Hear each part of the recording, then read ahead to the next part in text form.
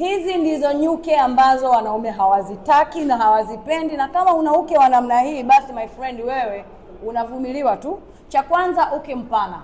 Uke ambao mwanaume wako akiingia anapwaya, anahisi kama habani, na ndio maana muda mwingi wanawake wanasemaga mwanaume anakibamia. Sio kwamba anakibamia. Jichunguze wewe, uke wako unabana vizuri? Je, misuli yako ya uke haijalegea?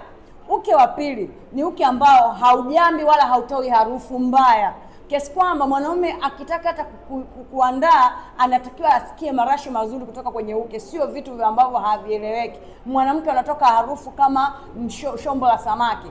Tena mara nyingi wanawake ambao ni wanene sana, mapaja yanabana muda wote, hawa watu wana hiyo hali mara nyingi, sio wote japo ni mara nyingi.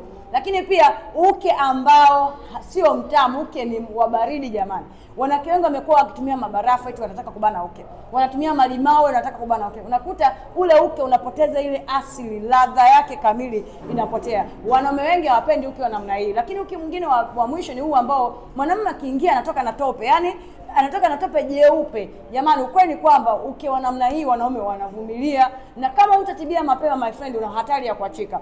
Uke wa mwisho ni huu hapa ambao ni mkavu. Yaani unaandaliwa saa la kwanza, la pili, la tatu my friend, hautoi ule uteute. Kama hauna amnato my dear, hebu jitafute.